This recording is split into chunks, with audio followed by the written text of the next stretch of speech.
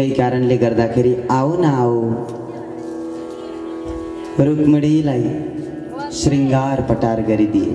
त्यस पछाडि अब विवाह गर्ने बेला भएको छ।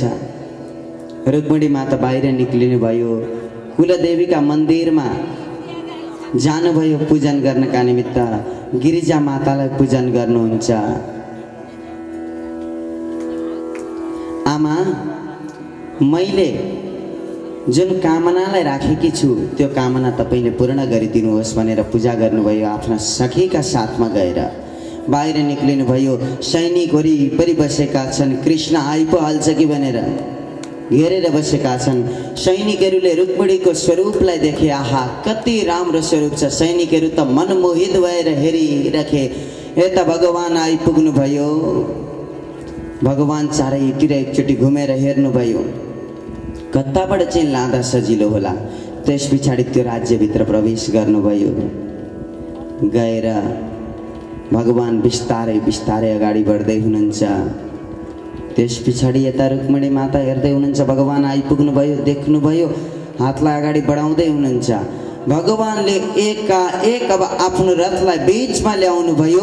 रुक्मिणीलाई लान आँट्नु भएको थियो। त्यतिखेर न त रुक्मिणी माता जान खोज्नुहुन्छ, न त भगवानले नै तान्न खोज्नुहुन्छ। त्यतिखेर के भयो भन्नुहुन्छ भने, अहिले यतिखेर लगाउँला, पछि तैँले त ल्याएको हो नि मलाई भनेर झगडा गरी भने, अनि मैले पनि यतिखेर हात दिउँला।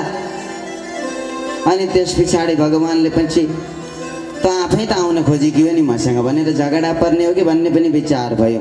त्यस पछाडि त केही गर्दा लागेन। भगवानले पनि लानुहुन्छ कि हुन्न भन्ने दोधारमा पर्नुभयो। एकाएक आफ्नो हातलाई अगाडि बढाइदिनु भयो। भगवानले च्याप्प पकड्नुभयो, आफ्ना रथमा राखेर रुक्मिणीलाई त्यहाँबाट भगाएर लिएर जानुभयो। रुक्मिणी रमण भगवान की, रुक्मिणीलाई लिएर जानुभयो। अब त्यहाँ गुन्जिन थाल्यो, कस्तो आवाज, लग्यो लग्यो कृष्णले, लग्यो लग्यो लग्यो लग्यो रुक्मिणीलाई भगाएर लग्यो। हतार हतार रुक्मी अब युद्ध गर्छु यो कृष्णबाट, मेरी बहिनीलाई छुटाएर लिएर आउँछु भनेर शिशुपालले त रुन थाल्यो, कराउँछ, विवाह गर्न पाइन, मेरो बेइज्जत भयो भन्छ। तिमी चिन्ता नगर, म लिएर आउँछु। रुक्मी गयो। त्यस पछाडि गयो। धेरै पर पुगिसके पछाडि भगवानले मार्न आँट्नु भएको थियो। रुक्मिणीले रोकिन्, मेरो दाजु हो, नमार्नुहोस्। यता प्रतिज्ञा गरेको थियो रुक्मिणीले, यदि रुक्मिणीलाई वापस लिएर आउन सकिन भने म फर्किएर आउँदिन राज्यमा। त्यतै अब वापस लिएर आउन सकेन। भोजगट नाम गरेको एउटा राज्य रचना गरेर त्यतै बस्न प्रारम्भ गर्यो। अनि त्यस पछाडि अगाडि गएर भगवानले विवाह त गर्नुभयो, विवाह त भयो, तर भगाएर भयो। सिन्दुर पोते पनि भएको छैन। द्वारकामा भगवानले लिएर जानुभयो। लिएर गइसके पछाडि द्वारकामा सबैले भगवानलाई, रुक्मिणी मातालाई, बलरामजीलाई स्वागत गरे, सत्कार गरे। भव्यताका साथमा बाजा गाजा बजेको छ। बाजा गाजा बजाएर दुन्दुबी बाजाहरू बजाए, पुष्पवृष्टिहरू भयो। आकाशमा देवी देवताहरू आएर हेर्दैछन्, भगवानको आज पहिलो विवाह भएको छ। ओहो, स्वागत गर्छन् देवी देवताहरू पनि। भगवान द्वारकाभित्र प्रवेश गर्नुभयो। वसुदेव र देवकीसँग आशीर्वाद मागेर धुमधामसँगले भगवानले रुक्मिणीसँग विवाह गर्नुभयो भनेर यस्ता प्रकारले शुकदेवले राजा परीक्षितलाई श्रवण गराइदिनु भयो। अगाडि गएर प्रद्युम्नका जन्मका बारेमा, भगवानको सबैभन्दा पहिलो पुत्र हो प्रद्युम्न, प्रद्युम्नको जन्मका बारेमा श्रवण गराउनुहुन्छ। प्रद्युम्नको विवाह भएको छ रतिसँग। प्रद्युम्न पूर्व जन्ममा कामदेव थिए, पछि गएर फेरि रतिसँग शम्बरासुरको राज्यमा भेट भयो। भेट भइसके पछाडि रतिले यता पतिको व्यवहारलाई प्रदर्शन गर्न थालिन्। अगाडि गएर सबै कुरा नारदजीले बताइदिनु भयो। विवाह भयो। शम्बरासुरको पनि प्रद्युम्नले वध गर्नुभएको छ।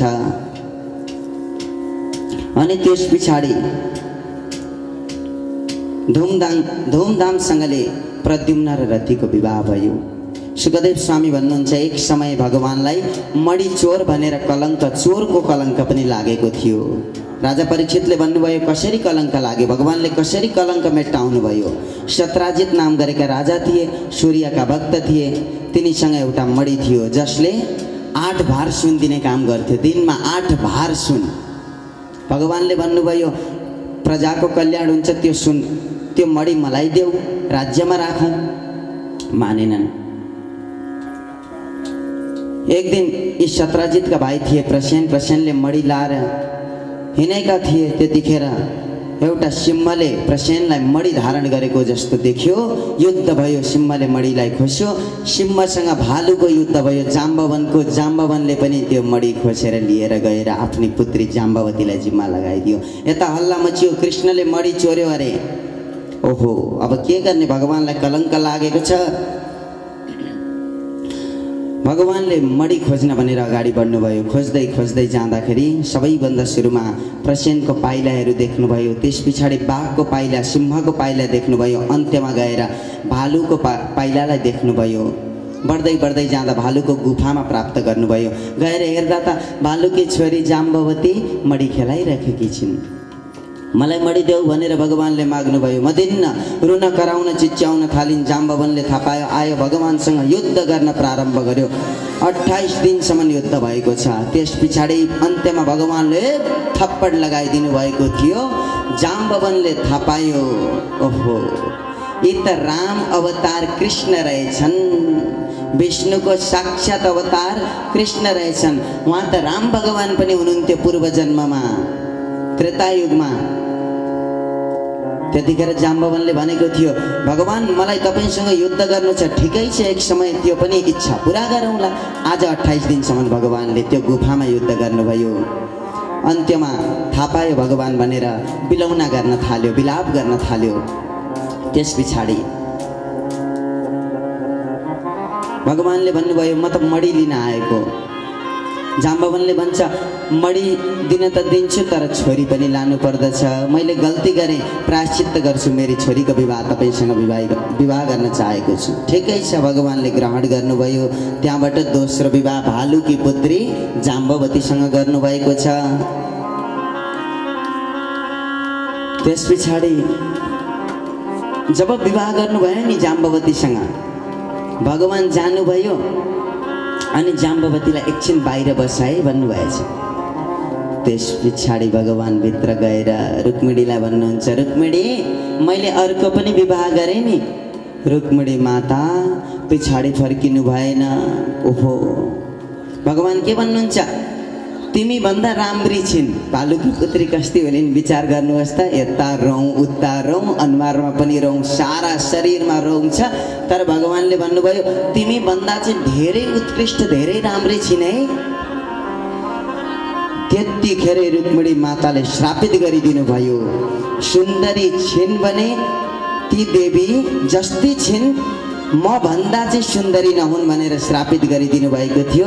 आज ती रौँहरू सबै हटेर गए। सुन्दर स्वरूपलाई ती जाम्बवतीले प्राप्त गरिन्। अगाडि गएर धुमधामसँगले विवाह भयो। हेर्नुहोस् न, राम्री नहुन् भनेर श्रापित गरिदिनु भएको, राम्रो त राम्रै भयो नि। रौँ थियो, त्यो सबै हटेर गए। सुन्दर स्वरूपलाई प्राप्त गरिन्। भगवानको दोस्रो विवाह भयो। भगवानले तेस्रो विवाह सत्यभामासँग गर्नुभएको छ। त्यस पछाडि समन्तक मडी त्यो सत्राजितलाई प्रदान गर्नुभयो। सत्राजितले लज्जित भएर आफ्नी पुत्री सत्यभामाको विवाह गराइदियो भगवानसँग। अब यता भगवानले अरू पनि विवाह गर्नुभएको छ। त्यति मात्रै हो र? भगवानका त 8 पटरानीहरू छन्। भगवानले कोसँग विवाह गर्नुभयो भन्दा कालिन्दीसँग पनि विवाह गर्नुभएको छ, मित्रबिन्दासँग पनि विवाह गर्नुभएको छ, नागनजितीसँग पनि विवाह गर्नुभएको छ, अनि लक्ष्मणासँग पनि भगवानले विवाह गर्नुभएको छ। यति गरेर 8 जना पटरानीसँग भगवानले विवाह गर्नुभयो। विवाह गर्नुको तात्पर्यता के हो? 8 जनासँग भगवानले अलग अलग किन विवाह गर्नुभयो भन्दा भगवानका यी अष्टशक्तिहरू हुन्। अष्टशक्तिलाई भगवानले आफूभित्र समावेश गराउँदै हुनुहुन्छ, यो कुरा बताइदिनु भयो। त्यस पछाडि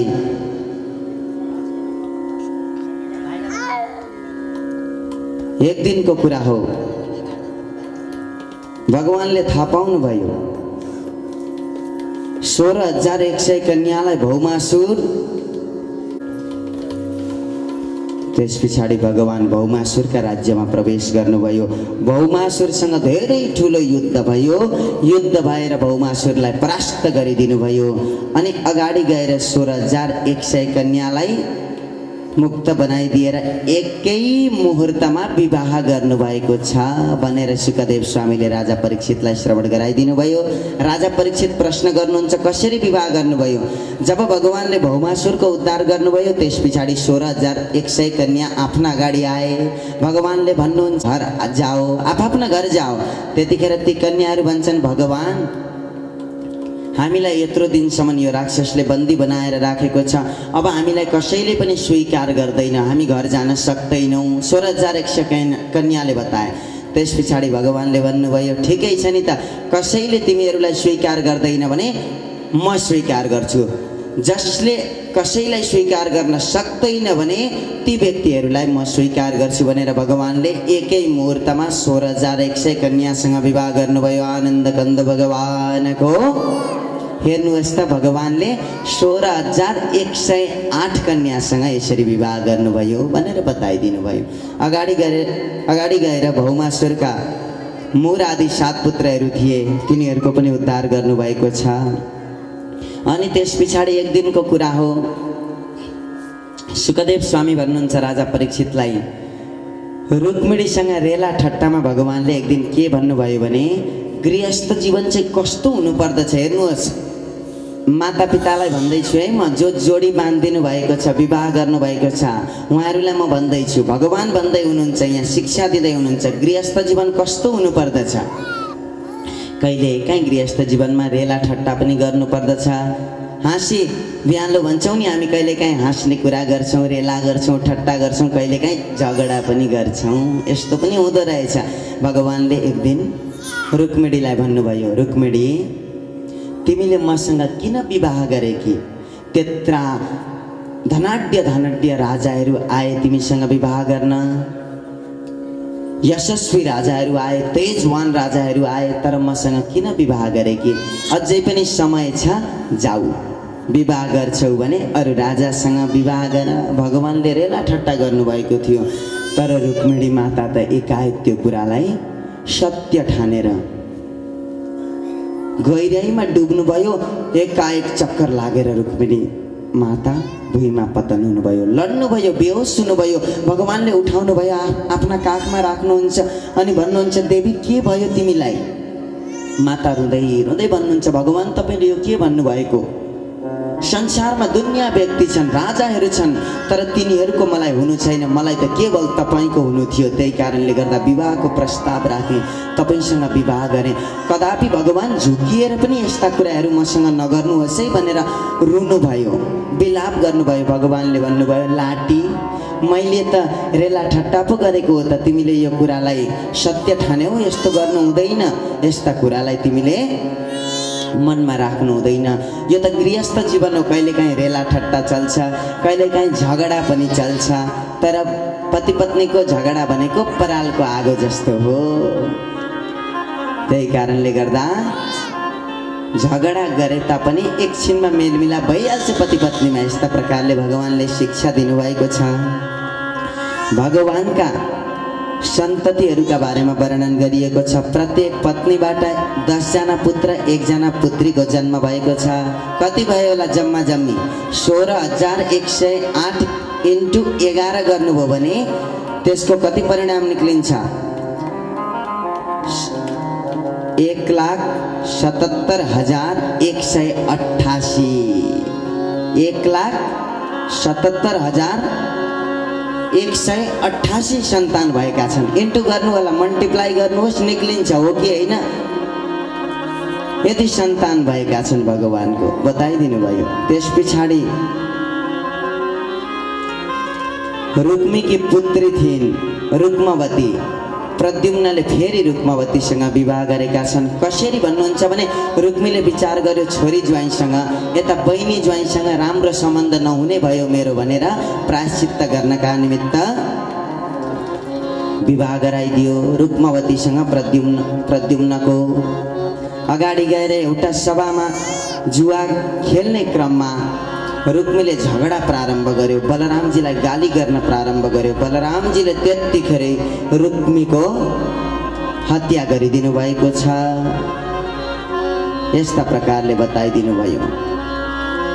अगाडि गएर राजा परीक्षित प्रश्न गर्नुहुन्छ, गुरुजी मैले सुनेको थिएँ बलि पुत्र बाणासुर, बाणासुरकी पुत्रीको नाम हो उषा। उषाले अनिरुद्धसँग विवाह गरेकी थिइन्, कसरी त्यो कुरा बताइदिनु पर्यो।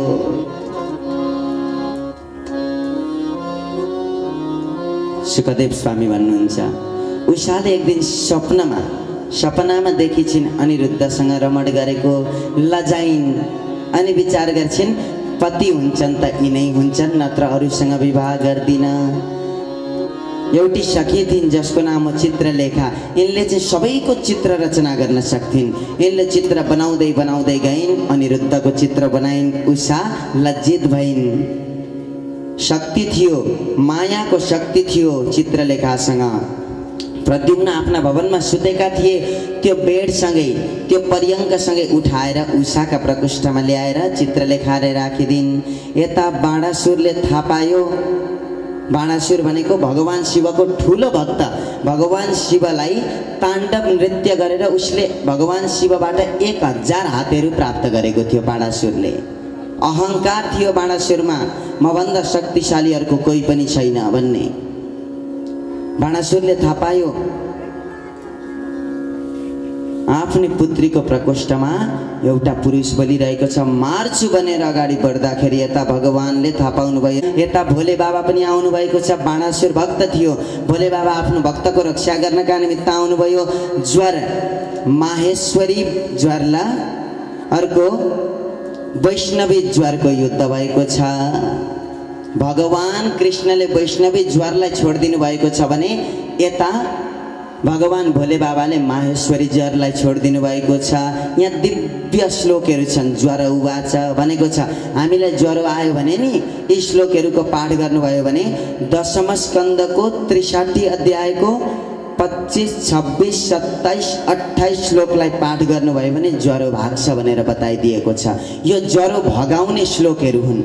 ज्वरोको युद्ध भयो। अन्त्यमा माहेश्वरी ज्वर पराजित भयो वैष्णवी ज्वरबाट। भोले बाबाले भगवानसँग प्रायश्चित्त गर्नुभयो, माफी माग्नु भएको छ। भगवानले ती बाणासुरका 1000 हातलाई छेदन गरिदिनु भयो अनि अहङ्कार चुरचुर गरिदिनु भयो।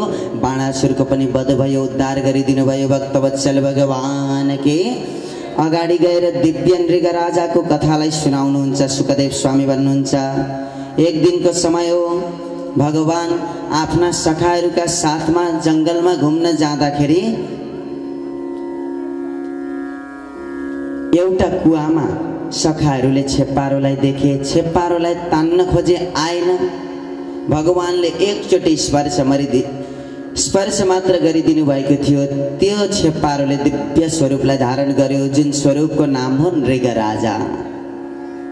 भगवानले सोध्नुभयो, तिमी को हो? म नृग राजा हुँ। तिमीले यस्तो योनिलाई कसरी प्राप्त गर्यौ? भगवान, कसरी भने मेरो कथा छ यो त, सुन्नुपर्छ तपाईँले। ठिकै छ, सुनाऊ। मैले धेरै दानहरू गरेँ। के दान गर्यौ? गाई दान गरेँ। कस्ता गाई? पयस्विनी, तरुणी, शीलरूपा, गुडोपपन्ना, कपिला, हेमशृङ्गी। गाई दान गरेँ। तिमीले दूध नदिने गाई दान गरेर यस्तो योनिलाई प्राप्त गरेको? होइन होइन, मैले त दूध धेरै दिने गाई दान गरेको छु। त्यति मात्रै कहाँ हो र? शील स्वभाव भएकी गाईलाई दान गरेको छु। खुरमा सुन मोडेर, सिङमा चाँदी मोडेर दान गरेको छु। म जतिको दानीहरू कोही पनि छैन भनेर आफ्नो दानको अहङ्कारलाई प्रदर्शन गर्न प्रारम्भ गरे नृग राजाले।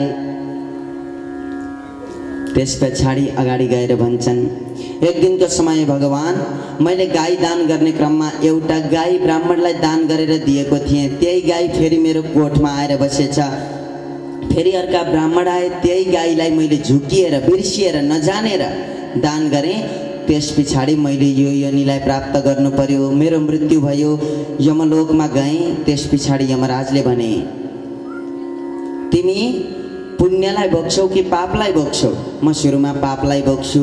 त्यसो भए छेप्पारो हुनु भनेर यमराजले बताइदिनु भयो। यो योनिलाई प्राप्त गरेँ, आज तपाईँको स्पर्श प्राप्त गरेँ, यो योनिबाट मुक्त भएँ। हेर्नुहोस् भक्तजन, यहाँबाट शिक्षा हामीले के प्राप्त गर्ने? कथा त कथा हो भक्त, केही पनि होइन। यो कथा भनेको त नि जता मोडेर भने पनि हुन्छ, तर यो कथाबाट चाहिँ शिक्षा हामीले के पाउँछौँ त्यो कुरा विचार गर्नुपर्छ।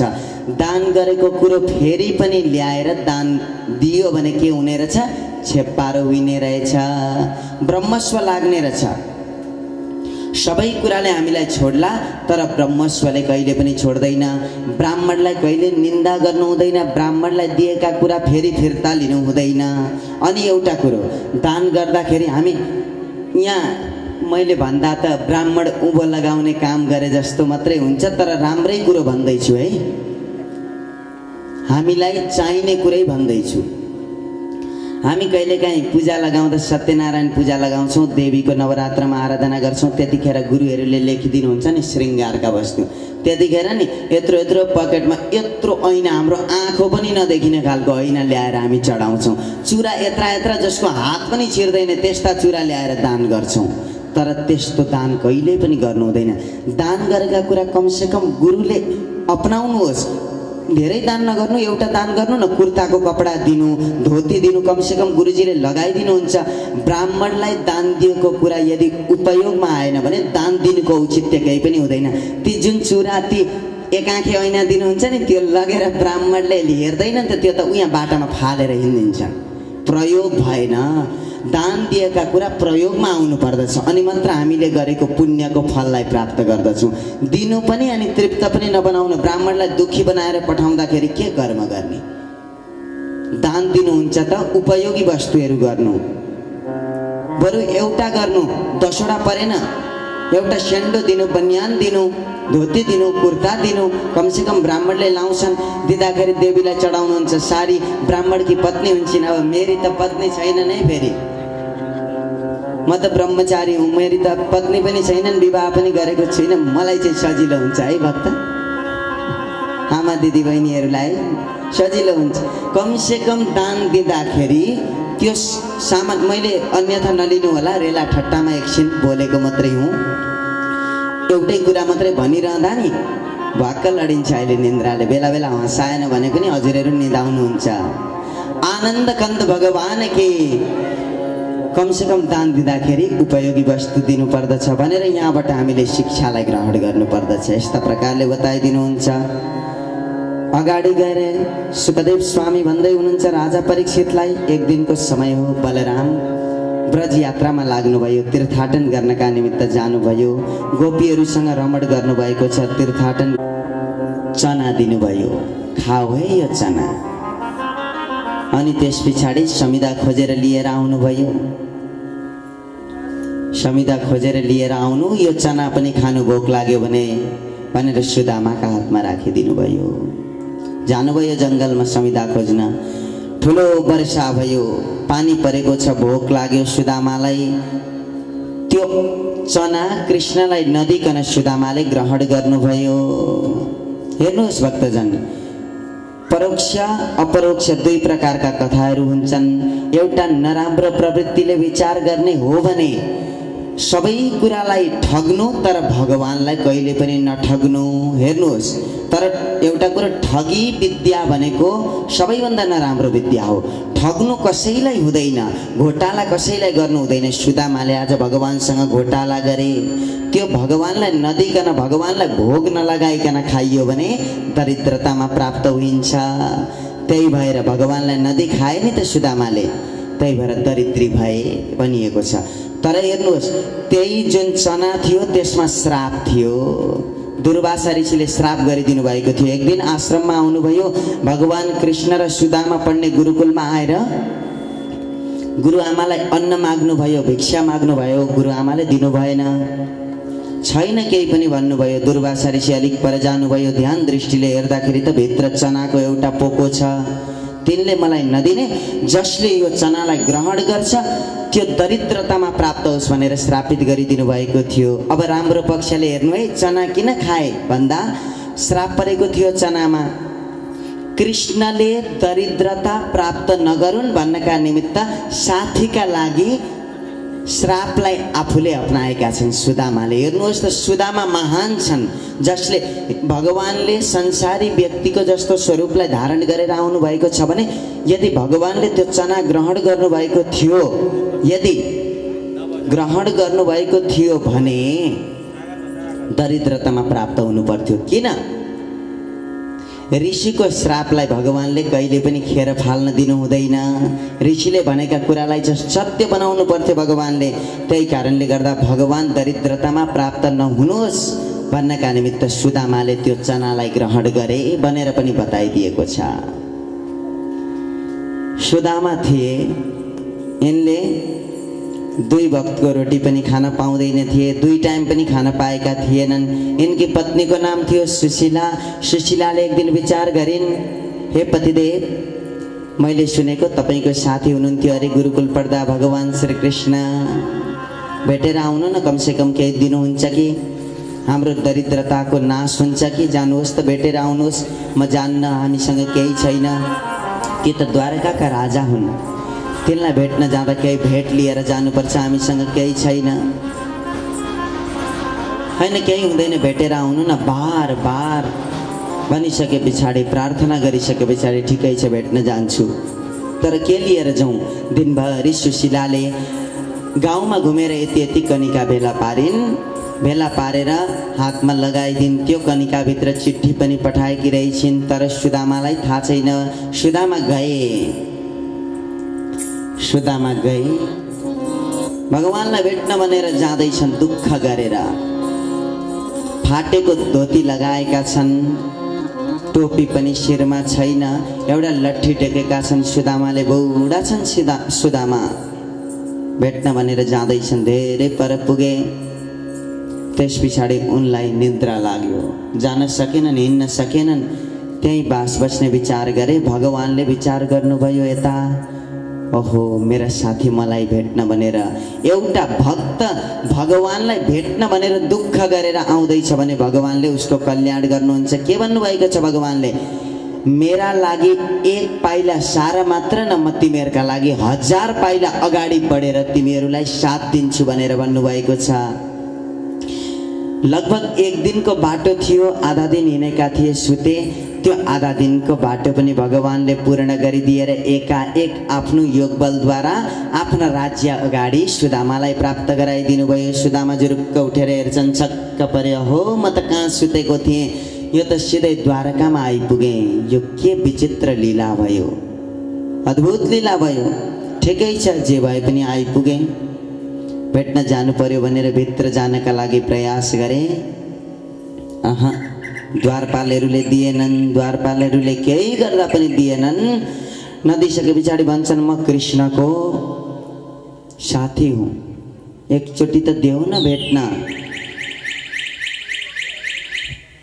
भेट्न देऊ न, मलाई एकचोटि त भेट्न देऊ। केही गर्दा नलागिसके पछाडि द्वारपालहरू भित्र गए। भगवान, तपाईको यस्तो यस्तो साथी आएको छ, कस्तो छ बताओ त भन्दाखेरि च्यातिएका लुगा लगाएको छ, टोपी पनि च्यातिएको लगाएको छ, एउटा लट्ठी टेकेको छ, सेतै फुलेको छ, नाम भन्छ सुदामा। भगवान हतार हतार सिंहासनबाट उत्रिनु भयो, दौडिएर जानुभयो, सुदामालाई देख्नुभयो, मेरो मित्र रहेछ भनेर अङ्कमाल गर्नुभयो, बोकेर लिएर आएर सिंहासनमा राख्नुभयो। सबैभन्दा सुरुमा रुक्मिणीलाई बोलाउनु भयो, रुक्मिणी यहाँ आऊ, तिमी जल्लिएर आऊ। रुक्मिणी जल्लिएर आइन्, पाद प्रक्षालन गर्नुभयो, पाउ धोएर पानी पिउनु भयो। भगवानले पनि ब्राह्मणको पाउ धोएर पानी पिउने गर्नुहुन्छ। पानी पिउनु भयो। त्यस पछाडि धेरै बातचित भयो। यी कुराहरू पनि बताउनु भएछ, चना खाएको नि कुराहरू बताउनु भएछ। मैले भने नि चना किन खानु भएको भनेर, बुझ्नुभयो? एउटा नराम्रो पक्षमा हेर्दा भगवानलाई ठगे, त्यही भएर सुदामा दरिद्रमा प्राप्त भए। तर भगवानका निमित्त, साथीका निमित्त त्यो श्रापित भएको चना साथीले दरिद्रतालाई प्राप्त नगरोस् भन्नका निमित्त त्यो चनालाई पनि ग्रहण गरेका हुन् भनेर यस्ता 2 मतहरू छन्। यी दुईटै सत्य हुन्, जताबाट लिए पनि हुन्छ हामीले। त्यस पछाडि धेरै बातचितहरू भए। अनि सुदामा यसरी अहिलेसम्म कनिका दिएका छैनन्, यसरी लुकाएका छन्। ए साथी, ए दाजु, के लुकाउनु भएको? के मलाई मेरी भाउजूले केही पठाउनु भएको छैन? मेरी भाउजूको नाम के हो? सुशीला हो। सुदामा बताउँदैछन्, केही पठाउनु भएको छैन? कसरी दिने? राजपाट चलाउनेवाला द्वारकाका राजा छन् भगवान, कसरी दिने आफ्ना मित्रलाई त्यो कनिका? लुकाइरहेका छन्। त्यस पछाडि यहाँभित्र के छ? दिनुहोस् न मलाई। दिन्न दिन्न। भगवानले खोज्नुभयो, यसो त्यो पोको खोल्दा त कनिका छ। क्वाप्प एक मुठी हाल्नुभयो अनि फेरि अर्को मुठी उठाउँदै हुनुहुन्थ्यो। रुक्मिणीले च्याप्प हात पकड्नुभयो। भगवान खबरदार, अब नखानुहोस्। एक मुठीमा तपाईँले आफ्नो सारा राज्य सुदामालाई प्रदान गर्नुभयो भने अर्को मुठी खाँदाखेरि हामी पनि सुदामाका हुन्छौँ। तपाईँले अब यो मुठी ग्रहण गर्न पाउनुहुन्न। रोक्नुभयो रुक्मिणी आमाले। अनि त्यस पछाडि धेरै दिनसम्म बस्नुभयो। लुगा फेरिदिनु भएको छ, त्यहाँ राख्दा चाहिँ नि राम्रा राम्रा लुगा लगाएर राखिदिनु भएको छ सुदामालाई। उच्च आसनमा राख्नु भएको छ। अनि त्यस पछाडि कृष्णलाई सोध्नुहुन्छ सुदामा, कृष्ण तिमीले चाहिँ विवाह गरेनौ? गरे दाजु, गरे। किन नगर्नु र? खै त पत्नीहरू। भगवानले बोलाउनु भयो। रुक्मिणी सत्यभामा जाम्बवती गर्दै गर्दै गर्दै अब आफ्नै पत्नीलाई बोलाउन प्रारम्भ गर्नुभयो। ब्राह्मणको आशीर्वाद लिन सबै आओ भन्नुभयो। आए, लाइन बाई लाइन आउँदैछन्। सुदामा भन्छन्, सौभाग्यवती भव, सौभाग्यवती भव, सौभाग्यवती भव। आशीर्वाद दिँदा दिँदा हात दुखिसक्यो, पत्नी सकिँदैनन्। यसो हेरेछन्, होइन कृष्ण, पत्नी भनेर पो बोलाएको त तिमीले त राज्यका सबै पत्नीलाई बोलायो कि क्या हो? होइन दाजु, मेरा पत्नीहरू यी सबै हुन्। ओहो, छक्क परे सुदामा त। के गरेछन्? विचित्रका रहेछन् यी त। तै पनि ठिकै छ, अब चाहिँ म आशीर्वाद दिन सक्दिनँ, मेरो हात गलिसक्यो। सबैलाई लाइनमा राख त। सबै अगाडि बसे। सौभाग्यवती भव भनेर यस्ता प्रकारले आशीर्वाद दिए। अब जाने बेला भयो। जाने बेला भइसके पछाडि त्यो भगवानले कनिका खाँदाखेरि एउटा चिठी भेट्नु भएको थियो। सुशीलाले के लेख्नु भएको थियो भन्दा, भगवान हाम्रा घरमा कहिल्यै पनि द्वादशी आएको छैन, एकादशी मात्रै आएको छ। महिनामा 2टा एकादशी हुन्छन्, तर हाम्रा घरमा प्रत्येक दिन एकादशी आउँछ। हेर्नुहोस् न, यो श्लोकको अर्थ के हो? यो भन्नुको तात्पर्यता के हो भन्दा, हामी कहिल्यै पनि खान पाउँदैनौँ, भोकै बस्नुपर्छ। एकादशीमा जस्तो हामी व्रत बस्नुपर्छ, द्वादशीमा जस्तो खान पाएका छैनौँ। बुझ्नुभयो भगवानले। अब हिँड्ने बेला भयो। त्यतिखेर सुदामालाई, लु लगाएका लुगा खोल्नु दाजु। ती राम्रा लुगा खोल्न लाउनु भयो। खोले, त्यही च्यातिएका लुगा लगाएर पठाइदिनु भयो। यसो सुदामा द्वारबाट बाहिर निक्लिएर यसो हेर्छन्, बा दीप हाल्छन् कि केही। कृष्ण म गएँ है। होइन, जानु न, जानु, ठिकै छ, अब जानु, नत्र रात पर्छ, जानु। अलिक पर पुगेर हेर्छन्, कृष्ण म जाउँ? ए दाजु, ए मित्र, जानु न, अब कति जाउँ जाउँ भन्नुहुन्छ? रात पर्छ, भाउजू एक्लै हुनुहुन्छ, मेरी भाउजूलाई एक्लै छोड्नुहुन्छ तपाईँ? जानु जानु। फेरि भन्छन्, कृष्ण म चाहिँ अब लागेँ, अब चाहिँ फर्किन्न नि। होइन, कतिचोटि भन्नु दाजु, जानु न तपाईँ, जानु। त्यस पछाडि सुदामा जाँदै जाँदै आफ्ना नगरमा पुगे। नगरमा त झुपडी थियो पहिला सुदामाको। यसो हेर्छन्, सुदामा नगर भनेर लेखिएको छ, सुनको पात्रमा लेखिएको छ। नगर त सुनै सुनले ढाकिएको छ, सुनका महलहरू बनेका छन्। भगवानले प्राप्त गराइदिनु भएको थियो त्यो चिठी पढेर। ओहो, छक्क परे सुदामा। होइन, म कहाँ आएछु? कुनै राजाको राज्य होला, यहाँबाट जानु पर्यो भन्दा त्यतिखेर यता सुशीला सुनका थालीमा आरती लिएर आरती गर्न थालिन् आफ्नो पतिको। भन्छन्, ए देवी तिमी को हौ? तिमी को हौ? उता जाऊ, मेरो आरती नगर, म तिम्रो पति होइन। यसो हेर्दाखेरि त आफ्नै पत्नी छिन्। भन्छन्, पतिदेव म सुशीला हुँ, तपाईँकी पत्नी हुँ। हेर्नुहोस् न, तपाईँका साथी भगवान श्रीकृष्णले हामीलाई आशीर्वाद वरदान प्राप्त गराइदिनु भएको छ। हेर्नुहोस् न, मैले भनेको नि, भगवानलाई श्रवण गराइदिनु भयो। सुदामाजीले धेरै ऐश्वर्यहरू प्राप्त गर्नुभएको छ। त्यस पछाडि एक दिनको समय हो, कुरुक्षेत्रमा सूर्य ग्रहण लागेका बेलामा सबैलाई स्नान गराउनका निमित्त भगवानले लिएर जानुभयो। पाण्डवहरू पनि आएका थिए। कुन्ती माता पनि आउनुभएको थियो, वसुदेव पनि आउनुभएको थियो। दिव्य ज्ञान समय हो। अर्जुन साधुको वेशलाई धारण गरेर सुभद्रा भए ठाउँमा पुगे।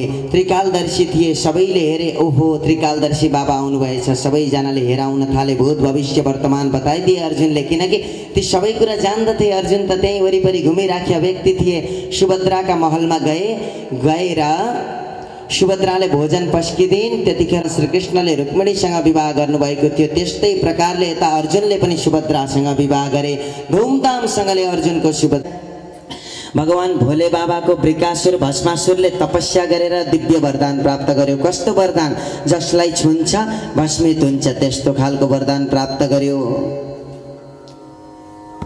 त्यस पछाडि भस्मासुरले परीक्षा गर्यो भोले बाबामाथि। जुन वरदान भोले बाबाबाट प्राप्त गरेको छ त्यही वरदान भोले बाबामाथि अपनाउन खोजिरहेको छ। भन्छ, हे भोले बाबा, तपाईले दिएको वरदान सत्य हो कि होइन? म एकचोटि तपाईमाथि परीक्षा गर्नेछु। हुँदैन, सत्य हुन्छ मैले दिएको वरदान, यस्तो गर्न मिल्दैन। होइन, म त गर्छु भनेर अब खेदाउन लाग्यो भोले बाबा। अघि भस्मासुर पछि दिव्य भगवानले स्वरूपको धारण गर्नुभयो। सानो वामन अवतारलाई धारण गरेर भगवान आउनुभयो। त्यस पछाडि भन्नुहुन्छ, हे भस्मासुर रुक, बस एकछिन, मेरो कुरा सुन। ब्राह्मणको कुरा सुन्यो। यी भोले बाबाले दिएको वरदान त सत्य हुँदैन, एकचोटि आफूले आफैलाई परीक्षा गर त भनेर बताइदिनु भएको थियो। हो ल छौ त एकचोटि शिरमा हात राख्न मात्र लगाउनु भएको थियो। त्यो भस्मासुरले आफ्नो शिरमा हात राख्यो। आज भस्मासुरको उद्धार भयो, भस्मासुरको मृत्यु भयो। शिक्षा के ग्रहण गयो भन्नुहुन्छ भने भगवानले दिएका आशीर्वाद, गुरुहरूले दिएको आशीर्वाद, भगवानले दिएको वरदानमा कहिले पनि परीक्षा गर्नु हुँदैन। परीक्षा गरेका कारणले गर्दाखेरि भस्मासुरको मृत्यु भयो, बताइदिनु भयो। अगाडि गएर ऋषिहरूको मिटिङ बस्यो। अब कुन भगवान सहनशील हुनुहुन्छ, कुन भगवान चाहिँ जति जे गर्दा पनि रिसाउनुहुन्न भन्ने कुरा यहाँ चर्चा चल्यो ऋषिहरू मध्ये। भृगु ऋषिले विचार गर्नुभयो, म गएर एकचोटि परीक्षा लिएर आउँछु। सबैभन्दा सुरुमा ब्रह्मलोकमा जानुभयो। ब्रह्मासनमा गएर बस्नुभएको थियो। ब्रह्माजीले देख्नुभयो, भृगु त मेरो पुत्र यसरी मेरो ब्रह्मासनमा गएर बस्छस्, तँलाई पर्खी अब म छाड्ने छुइनँ। त्यहाँबाट भागेर शिवलोकमा जानुभयो। शिवलोकमा गएर भगवान भोले बाबालाई जिस्क्याउन प्रारम्भ गर्नुभयो। भोले बाबा अगाडि बढ्नुभयो त्रिशूल लिएर, भृगु तिमीलाई म छाड्दिनँ, अब मार्छु भनेर। त्यस पछाडि वैकुण्ठ लोकमा जानुभयो। भगवान शेष शय्यामा शयन गरिरहनु भएको थियो। भृगु ऋषि जानुभयो, गएर आफ्ना खुट्टाद्वारा भगवानका छातीमा प्रहार गर्नुभयो। भगवानले च्याप्प खुट्टा पक्रिनुभयो। हे ब्राह्मण देवता, यो कठोर छातीमा पाद प्रहार गर्दाखेरि तपाईलाई दुखेन? भगवानले भन्नुभएको हेर्नु न, तपाईलाई दुखेन? मेरो त यो छाती नि कठोर छ, पत्थर जस्तो छ। यस्ता पत्थर रूपी छातीमा तपाईले पाद प्रहार गर्नुभयो। यस्तो गर्नु हुँदैन थियो, तपाईलाई दुख होला, बरु आउनुहोस् म तपाईको सेवा गर्छु भनेर चरण दबाउनु भयो भृगु ऋषिको। भृगु ऋषि छक्क पर्नुभयो। सबैभन्दा सहनशील देवी देवतामा उत्कृष्ट भनेको भगवान विष्णु हुनुहुन्छ भनेर घोषणा गरिदिनु भयो। त्यस पछाडि भगवानले लीला विहार गर्नुभएका अनेक कुराहरू बताउनु भएको छ। समुद्र चरी हावाहरूले पनि सबै कुराहरूलाई सम्झाएका छन्। भगवान सुत्नु भएको छ, यतिखेर तिमीहरू हल्ला नगर भनेर धेरै प्रकारले यी कथाहरूलाई श्रवण गराउनुहुन्छ। अगाडि गएर यस्ता दिव्य कथा साथसाथमा हाम्रो दशम स्कन्धका 90 अध्यायहरू पनि पूर्ण भएर जान्छन्। हेर्नुहोस् न भक्तजन, कथा त धेरै लामा लामा हुन्छन्, तर समयअनुसार भगाउनु पर्दाखेरि अब भोलि अन्तिम दिन हो। त्यही कारणले गर्दाखेरि समयअनुसार संक्षिप्तमा मैले कथा श्रवण गराएँ। दशम स्कन्ध पूर्ण भएको छ। 90 अध्यायका कथाहरू, पूर्वार्ध उत्तरार्धका कथाहरू हामीले श्रवण गर्यौँ। आउनुहोस् अब 17मा कसरी आफ्नो यदुकुललाई विनाश गर्नुहुन्छ भगवानले विचार गर्नुभएको छ। अब मैले यदुकुलको विनाश आफै गरिनँ भने कसैले पनि यदुकुललाई मार्न सक्दैन। कसरी विनाश गर्नुहुन्छ, के गरेर विनाश गर्नुहुन्छ भन्ने प्रसङ्गहरू हामी भोलिका सत्रमा लिएर आउनेछौँ। मात्रै बोलाउनु त भित्र। हेर्नुहोस् है, भगवानले कस्ता आउनुभयो सखीका साथमा। त्यस पछाडि अब यी फुलहरूले पूजा गर्नुहुन्छ। यहाँ गिरिजा मैले भगवान श्रीकृष्णलाई पतिका रूपमा वरण गर्न चाहेकी छु। मेरो मनोकामना मेरो इच्छाहरू पूर्ण गरिदिनुहोस्। रुक्मिणी माता विचार गर्नुहुन्छ अनि चारैतिर हेर्दै हुनुहुन्छ। पछाडि फर्केर हेर्नुभयो रुक्मिणी माताले, कृष्ण कता हुनुहुन्छ? आउनुभयो होला कृष्ण, सायद अब मलाई लिन आउँदै हुनुहुन्छ कृष्ण भनेर यता शिशुपालहरू आफ्ना जन्तीका साथमा आएका छन्। रुक्मिणीलाई देखेर छक्क परेको छ। आहा, कति राम्रो स्वरूप, विश्व सुन्दरीलाई मैले प्राप्त पनि। त्यो विदर्भ राज्यमा प्रवेश गरेर रुक्मिणीलाई हरण गर्नु पर्यो भनेर अगाडि बढ्नुभयो। सबै सैनिकहरूका साथमा हतार हतार भगवान कुद्दै आउनुभयो। कुद्दै आएर च्याप्प रुक्मिणीको हातलाई पकड्नुभयो र हरण गरेर भगाएर लिएर यतापट्टि जानुभयो। भगवान लुक्नुभयो। रुक्मिणीलाई लिएर आउनुहोस् यहाँ अगाडिपट्टि। अब हामी रुक्मिणी भगवानकी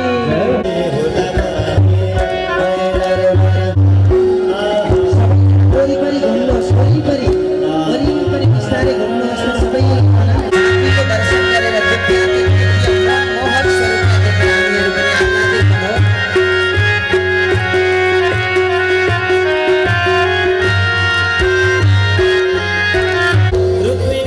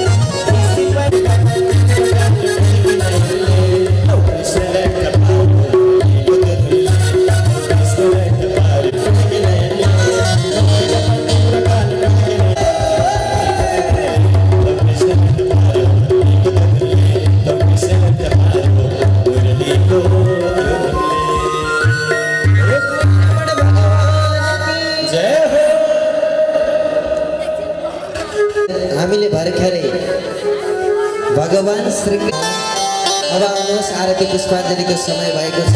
सबैजना रुक्मिणी र कृष्णलाई यहाँ राख्नु त कुर्सीमा, यहाँ राखौँ त, यता लिएर आउनुहोस्। शनि प्रजाशनि पशुशनि लोकशनि भयशनि अभिः प्रजां बहुलां मे करोत्पन्नं भयो रेतो अस्मासु भद्रा। श्री भागवत भगवान की आरती आरती पापियों को पाप से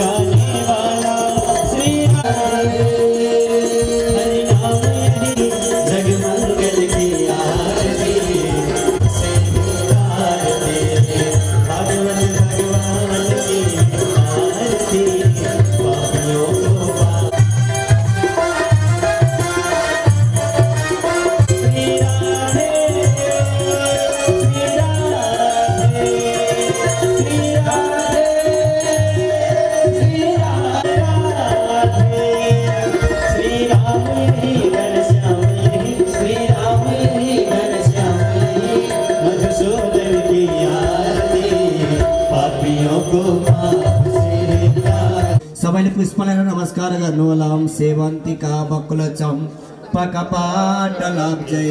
पुण्य जगदीश्वर मे प्रसीद।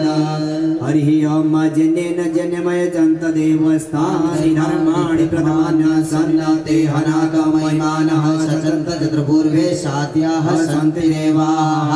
सकल मंत्र पुष्पांजलिं समर्प। सिद्धि विनायक गणेश भगवान को, लक्ष्मी नारायण भगवान को, सांब सदाशिव भगवान को, श्री हरि श्रीमद भागवत महापुराण को, भारद्वाज गोत्रमा दिवंगत हुनुभएका सम्पूर्ण ज्ञात अज्ञात पितृहरूको, भारद्वाज गोत्रमा दिवंगत हुनुभएका सम्पूर्ण ज्ञात अज्ञात मातृहरूको, सबैजना आउनु बस्नु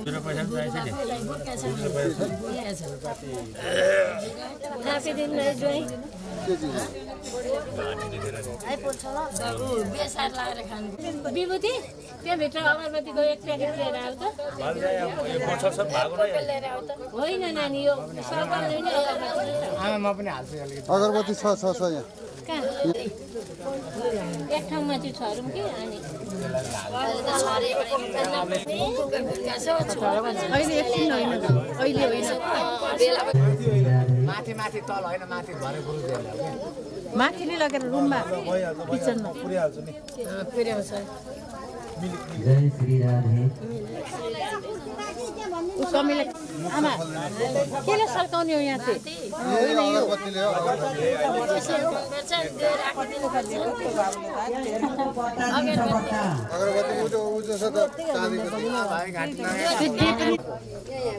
अजन्ताको बट्टा त यहाँ मलाई थाहा छैन, त्यहाँ के हो अर्कै पहेँलो मात्रै छ, त्यहाँ त केसरी मात्रै छ। यति छ त गन्धक पनि त्यही छ। फुलहरू लिएर यसो नमस्कार प्रार्थना गर्ने।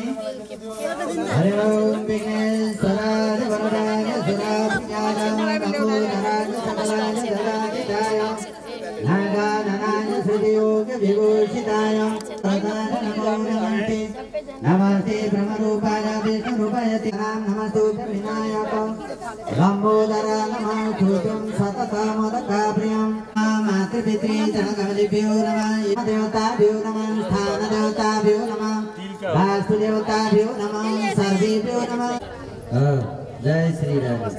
हरि ओम स्थिरो भव विडंगा सर्वभाजं प्रेथुर् भव सुखदमलने परिखवनाहना पृष्ठो देवी पूजनं। दुत्योको पूजा गर्नु।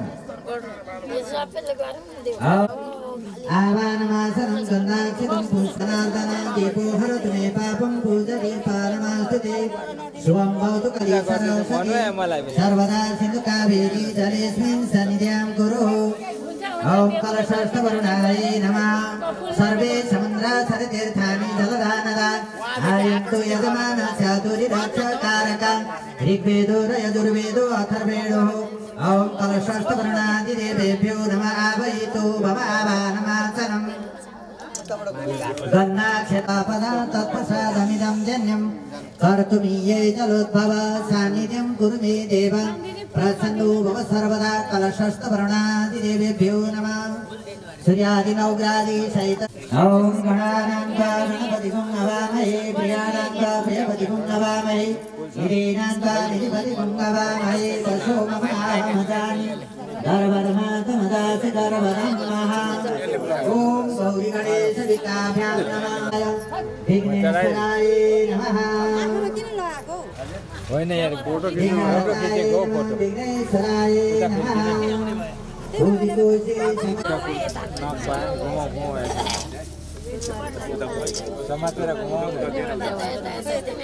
हरि ओम विष्णु तथा वारणं नक्षत्र विष्णुवचा योगस करुणा चंद्रमसि मकर राशि स्थिते अन्येषु ग्रहेषु यथा राशि स्थितेषु सत्यं ग्रह गुण विशिष्टेन विशिष्टाय शुभ पुण्यय तिथौ अद्वितीयादि अद्ययः भारद्वाज गोत्रोत्पन्नस्य नमद्यादिनन्तर्गत शाखाद्यादीनां मीनराशि सपत्नी सपुत्र सवधौ सभ्राता सभादिं पूजनादि कर्म कर्तु पितृ उदारार्थ निमित्तार्थं शैदुषारेण निम्नोत्तर्यमा दश अन्तर्दश गोचरदश डाकिनी शाकिनी भूतालादि चार चौर भयकालः लक्ष्यवर्ति लक्ष्मी नारायण पूजनादि लक्ष्यवर्ति प्रज्वलितं वयं करिष्या दियोबाट बुवा मम्मीले उठाउने सबैजनाले छुने बीचकोमा लगेर झट्ट सल्काइदिनु त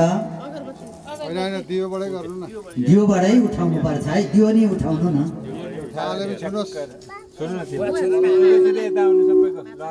जय श्री राम हो त्यो बल छ अनि दियो चाहिँ निकाल्दिनु है यता उडै राखिदिनु निकालेर हरि ओम अग्निर्ज्योति ज्योतिरग्नि स्वाहा अग्निर्वर्ज्यो ज्योतिवर्चः स्वाहा सूर्यो वर्ज्यो ज्योतिः स्वाहा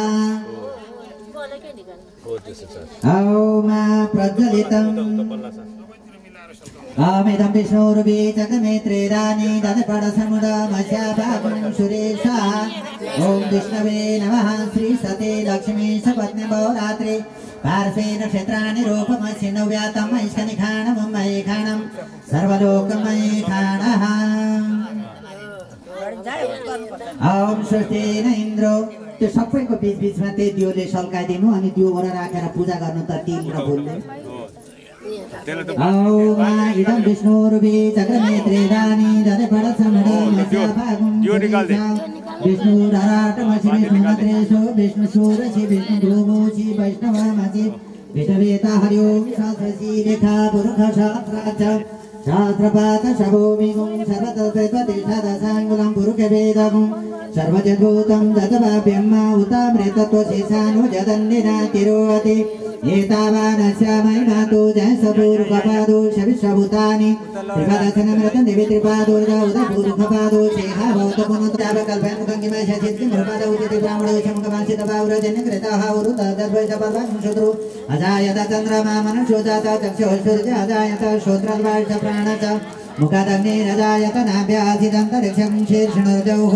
समवर्तत पदव्याम्बुमिदेश श्रुत तथा लोकामकल्पयन् जक्षितचन्द्रिक्मयद्मांसरत्तवे सप्ताशासन् परिदास्त्रे शब्दसमिदग्रेतदेव जदनं तन्नम् अबुधं पुरुकं पशुं जीव अदिति पञ्चजनादितिर्जातमदितिर्जनि त्वं देवः शान्तिरन्तरिक्षं शाश्वतया शान्तिर्विश्वदिव शान्ति ब्रह्म शान्ति सर्वगुं शान्ति शान्तिरेव शान्ति समशान्तिरिति यतो यतः शमीयसे ततो वन्न पशुभ्यः तचक्षुरिदेव इदं पुरुषा जुब्रह्मपश्येम शरद जीवे ब्राह्ममदिनाम श्याम शरद शत भूयश्च शरद शतात लक्ष्यवर्ती भगवान को कृष्ण कन्हैया लाल को विघ्नहर्ता गणेश भगवान को लो घुम्नुहोस् ओम नमो भगवते वासुदेवाय ओम नमो ओम नमो भगवते वासुदेवाय ओम नमो भगवते वासुदेवाय ल भन्दै घुम्नु होला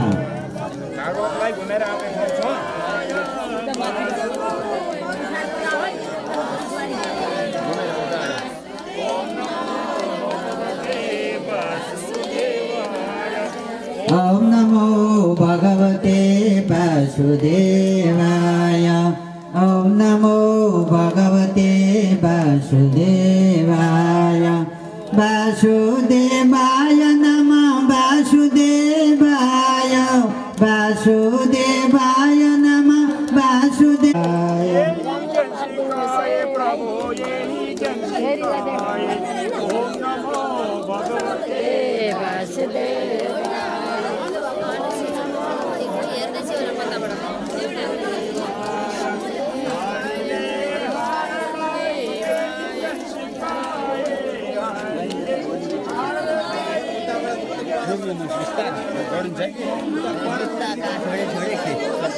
ओम नमो भगवते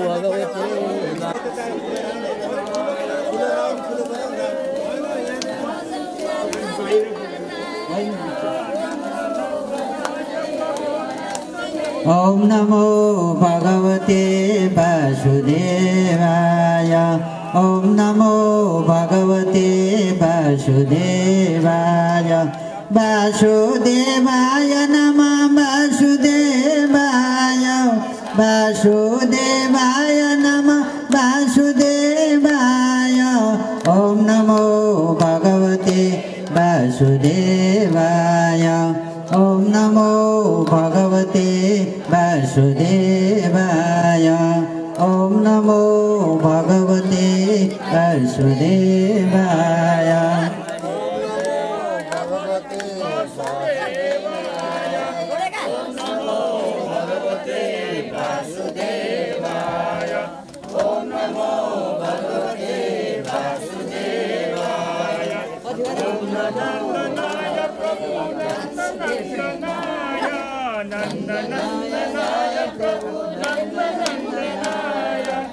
ओम नमो भगवते वासुदेव ओम नमो भगवते वासुदेवाय ओम नमो भगवते वासुदेवाय ओम नमो भगवते वासुदेवाय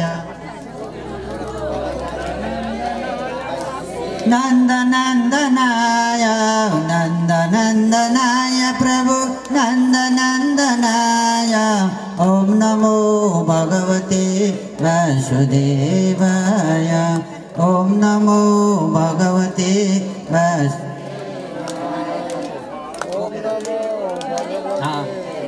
आमालाई आमालाई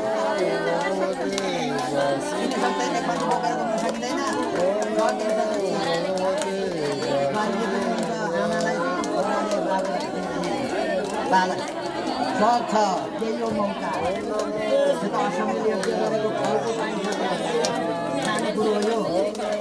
ओम नमो भगवते वासुदेवाय ओम नमो भगवते वासुदेवाय ओम नमो भगवते वासुदेवाय वासुदेवाय नमः वासुदेवाय वासुदेवाय नमः वासुदेवाय ओम नमो भगवते वासुदेवाय ओम नमो भगवते वासुदेवाय ओम नमो भगवते वासुदेवाय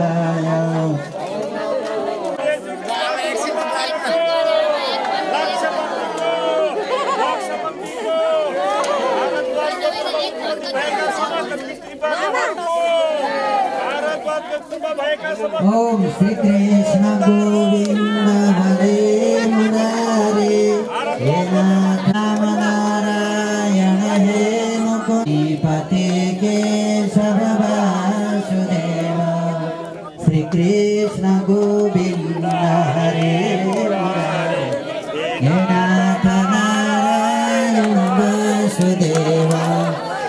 श्याम नारायण हे मुकुंद केशव नारायण हे मुकुंद लक्ष्मीपते केशव वासुदेवा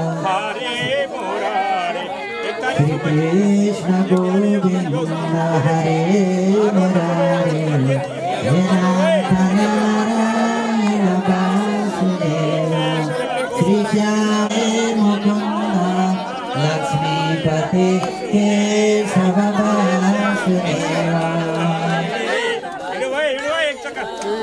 श्री कृष्ण गोविंद हरे मुरारे हे नाथ नारायण वासुदेवा श्री श्याम नारायण हे मुकुंद लक्ष्मीपते केशव वासुदेवा श्री कृष्ण गोविंद हरे लक्ष्मीपते केशव वासुदेवा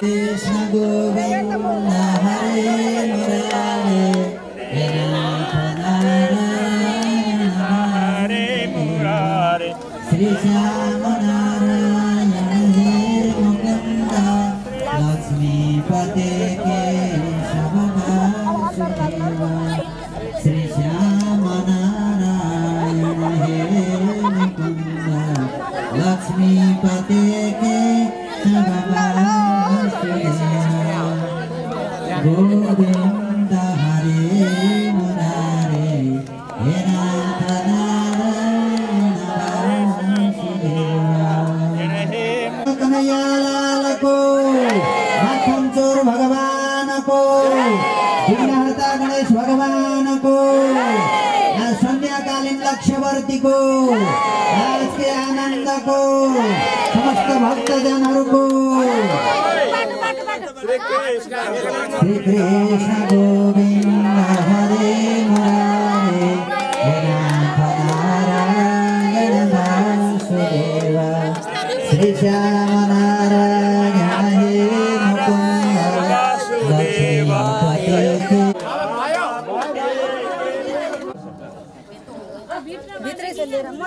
यहाँबाट गरेर भित्र लिएर जाने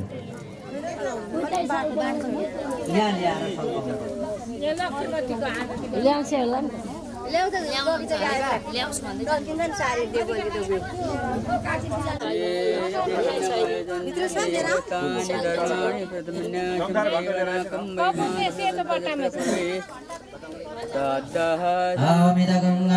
प्रजाननं मे अस्तु दशवीरगुं सर्वगणगुं षष्ठयात्मा शनि प्रजा शनि पशु शनि लोक शन्यं भय शनि अग्नि प्रजा बहुला मे करो तन्न पयुरेतु अस्मा सूर्यन्दो तारकावन्नी तेज पुष्टि विराजितं कर्पूर देवी देवी सगृहाण परमेश्वरा लो उठाएर घुमाउनु होला तीन ठन्का चाहिँ घुम्नु है यो आरती लिएर यो लक्ष्यवर्तीमा अनि भित्र जानु चरण उपासक प्रभु प्रेम रूप बाते मंगल आरती सभा त्रिभुवन का स्वामी प्रभु त्रिभुवन का स्वामी भक्ति सुधा बरसाऊ प्रेम सुधा बरसाऊ शरण पर्यो आसुर भाव निवारक तापति में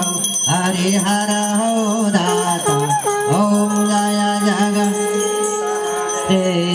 युग युग पालन करछौं अगणित रूप धरे प्रभु अगणित रूप धरे लीला माया रस विग्रह लीला माया रस विग्रह करुणा मूर्ति हरि ओम जय जगदीश हरे समता शांति प्रदायक सज्जन हितकारी प्रभु सज्जन हितकारी शरण शरण अब पाऊं शरण शरण अब पाऊं प्रभु भव भयहारी ओम जय जगदीश भाव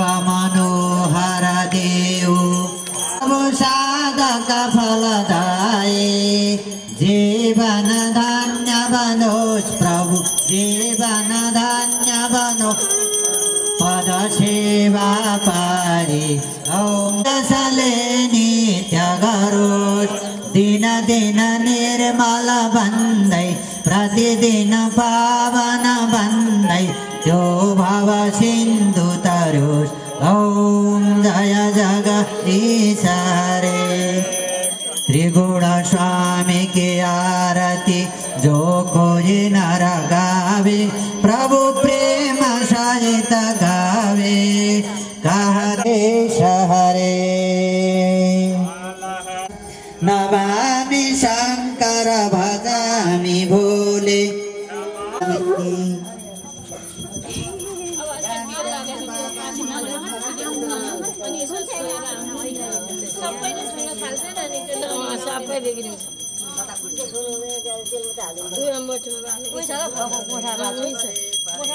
वृन्दावने विकृतया मन गंगा संगम राधा मुकुंद युगलं तदहं नमामि ओम यानि यानि च पुष्पाणि देशकालो भवानि च पुष्पाञ्जलिर्मया दत्तं गृहाणं परमेश्वर हरि ओम जनेन जन्यमय जन्तदेवास्थानि धर्माणि प्रथमानि सन्नते अनाकं मयमानं शतचत्र पूर्वे साध्य सन्ति देवाः शिवन्तिकापकुलचम्पकपाटलब्जै पुण्यानुजादिकरवीरचालपुष्पै बेल्वा प्रभाव तुलसी दलमञ्जरीभिः त्वं पूजयामि जगदीश्वर मे प्रसिद्ध मन्त्रपुष्पाञ्जलिं समर्पयाम आवयितो भव स्थापितो भव पूजितो भव लुष्वति पुष्प चढाइदिन माथि विघ्नहर्ता गणेश भगवान को विश्वचक्षु सूर्यनारायण भगवान को माखनचोर भगवान को कृष्ण कन्हैयालाल को पुराण पुरुषोत्तम भगवान को आज के को सांब सदा शिव भगवान को सूर्यादि नवग्रहादि भगवान को लक्ष्यवर्ती भगवान को यज्ञ पुरुष भगवान को षोडश मातृहरू को षोडश पितृहरू को आज के आनंद को समस्त भक्तजन को ओम जय जय श्री राधे श्याम हर हर हर हर महादेव शंभो ओम पूर्णमदः पूर्णमिदं पूर्णात् पूर्णमुदच्यते पूर्णस्य पूर्णमादाय पूर्णमेवावशिष्यते ओम शान्तिः शान्तिर्भवतु पापों पापकर्म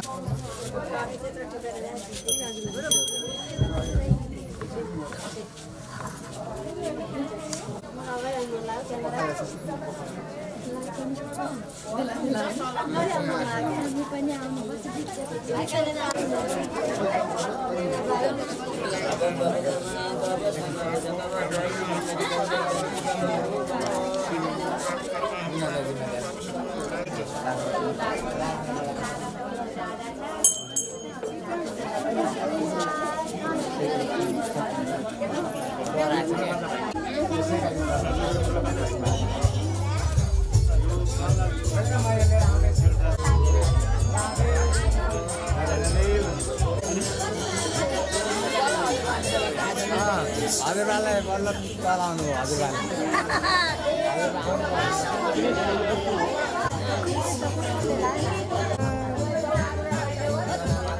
यहाँ आउँछ बस्नु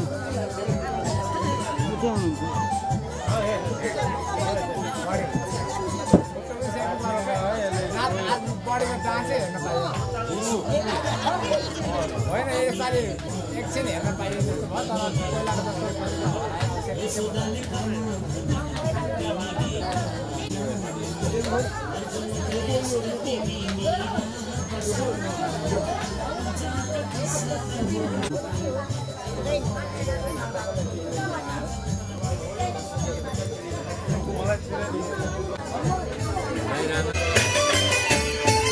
तर मोहन भने अच्युत सहादेव मोहन भने अच्युत सहादेवले सब वासुदेवले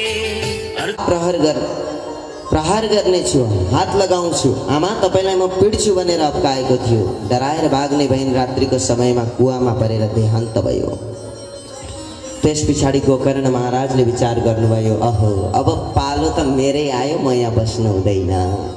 गोकर्ण महाराज तीर्थयात्राका लागि निक्लिनु भयो। धुन्धुकारी एक्लै घरमा बसेको छ। अब त रात चल्यो उसको। त्यति मात्रै कहाँबाट 5 जना देह व्यापार गर्नेवाला नारीहरूलाई ल्यायो, घरमा पाल्न लाग्यो, पालन पोषण गर्यो। त्यस पछाडि ती नारीहरूले बताउँछन् हामीलाई सम्पत्ति दिनुपर्छ, धन दिनुपर्छ। ती देह व्यापार गर्नेवाला नारीहरूले त्यसै बस्न मान्छन् त पैसा चाहिन्छ उनीहरूलाई। के भन्छन्? धन दिनु, सम्पत्ति दिनु। पल्ला घरकी साइलीले त अत्यन्त राम्रो साडी लाउँछ, हामीलाई त लाउन पाएका छैनौँ, तपाईँले दिनुभएको छैन। साडी दिनु, सुन चाँदी हिरा मोती दिनु। एक दिन डकैती गर्नका निमित्त धुन्धुकारी एउटा राज्यमा प्रवेश गर्यो। डकैती गरेर ल्यायो, देवीहरूलाई सबै बाँडफाँड गरिदियो। ती देवीहरूले विचार गरे, गलेर थकित भएर सुतेको छ धुन्धुकारी। ओहो, अब यो लुटेको सम्पत्ति खोज्दै खोज्दै राजा आयो भने हामीलाई पनि मार्छन्, त्योभन्दा बरु यो बाँडेर हामी लिएर जाउँ, यसलाई मारिदिउँ। हेर्नुहोस् त, यस्ता स्त्रीहरूको सङ्गत कहिले नगर्नु भनेको छ। हामी भन्छौँ नि बेश्या भनेर, यस्ता स्त्रीहरूको हामीले कहिले पनि सङ्गत गर्नु हुँदैन। किन? मुखमा राम राम बगलीमा छुरा हुन्छ। मिठो बोल्छन् अरे फकाउनका लागि नि, आउनुहोस् बस्नुहोस् भन्छन्, तर भरे लुट्छन् पिट्छन्, केही पनि थाहा हुँदैन। त्यही कारणले गर्दा यस्ता स्त्रीहरूको हामीले विश्वास गर्नु हुँदैन बताउनुहुन्छ। धुन्धुकारीलाई मार्ने विचार गरे। ती 5 जना स्त्रीहरूले हात खुट्टा बाँधिदिए अनि टाउकामा पक्रिएर डोरी कसेर तान्दै थिए। मरेन धुन्धुकारी, बलिष्ठ थियो, बलवान थियो, कराउन चिच्याउन थाल्यो। अब गाउँलेले थाहा पाउने भए भनेर त्यतिखेर एउटी ती देह व्यापार गर्नेवाला नारी गइन्। हेर्दाखेरि बाहिर झल झर झर बल्दो अगुल्टो रहेछ, आगो नि आगो।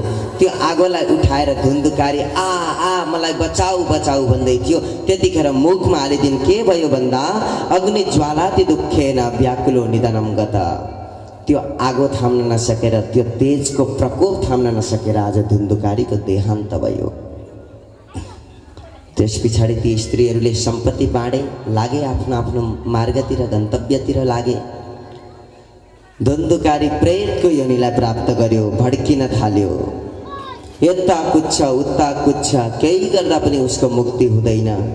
यही कुरा गोकर्ण महाराजले तीर्थयात्रामा थाहा पाउनुभयो। कसैले गएर बताइदियो तिम्रो दाजुको मृत्यु भएको छ। गोकर्ण महाराज अनेक तीर्थाटन गर्दै गर्दै अगाडि बढ्नुभयो। तीर्थमा गएर पिण्डदानहरू गर्नुभयो, गयामा जानुभयो। भनिन्छ गयामा गएर एकचोटि पितृहरूको श्राद्ध गरियो भने ती पितृ अपगतिमा परेका छन् भने पनि पार तरेर जान्छन्, वैकुण्ठ लोकलाई प्राप्त गर्छन् भनेर बताइएको छ पिण्डदान गर्दाखेरि। अनि एउटा कुरा विचार गर्नुहोस्, पिण्डदान भनेको के हो?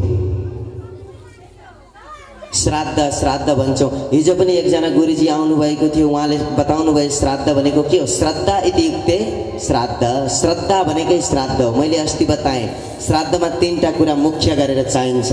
पितृहरूले खोज्ने गर्छन् के? यहाँ हरिवंश महापुराण पाठ भइरहेको छ। हरिवंश महापुराणको पितृकल्पमा बताइएको छ यो कथा। पहिलो कुरो त बुहारीको हात। कस्तो छ बुहारीको हात? फेरि बुहारीको हात लम्बाइ चौडाइ यस्तो खोज्ने होइन नि, त्यो हातद्वारा पिण्ड कसरी बटारिन्छ, गोलो बटारिन्छ कि चेप्टो बटारिन्छ कि हात कस्तो छ। अनि छोरोको श्राद्ध गर्न त बसेको छ छोरो, यता तृप्यताम गर्छ, तर मुन्टो भने यता छ भने त्यो श्रद्धा भएन। छोरोको श्रद्धा खोज्छन् पितृहरूले अनि ब्राह्मणको वचन खोज्छन्, वाक्य खोज्छन्। वाक्यम इच्छन्ति पितरः भावम इच्छन्ति देवता। ब्राह्मणले शुद्ध वचन, व्याकरणी ब्राह्मण छैन भने श्राद्ध गराउनेवाला व्यक्ति जे मन लाग्यो त्यही बोले भने पितृहरूले प्राप्त गर्न सक्दैनन्। भाव खोज्छन् देवी देवताले, वाक्य खोज्छन् पितृले, बताइएको छ हरिवंश महापुराणमा। अनि पिण्डदान भनेको के हो? मैले बताएको थिएँ पिण्डदान। पिण्ड भनेको शरीर, शरीरलाई नै भगवान प्रति समर्पण गर्नु भनेकै पिण्डदान गर्नु हो।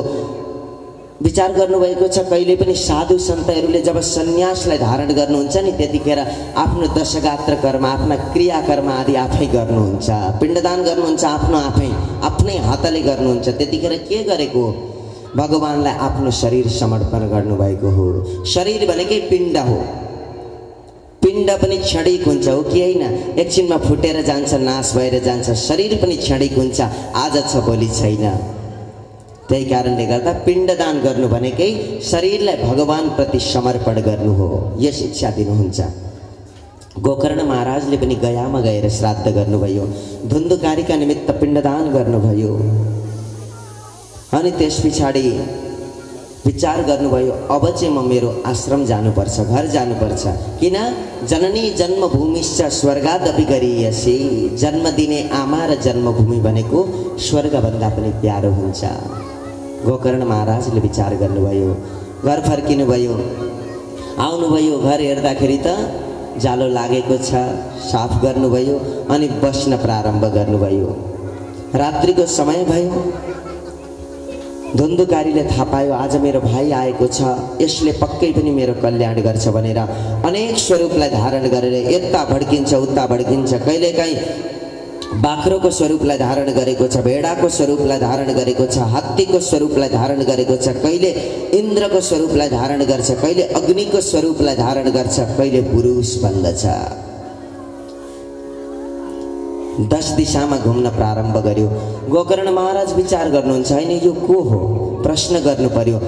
बोलाउनु भयो, तिमी को हो? स्वरूप देखिएको छैन, केवल आवाज मात्रै आउन खोज्दैछ, तै पनि आएको छैन। किन? पाप धेरै गरेको थियो, मातापितालाई दुःख दियो। सबैभन्दा ठुलो पाप त यही हो। कलियुगका जिउँदा देवता भनेर आमा बुबालाई मानिएको छ भने जसले आमा बुबालाई दुःख दिन्छ नि त्यो कदापि सुखी हुँदैन। आमा बुबालाई माया गर्नुपर्दछ, ममता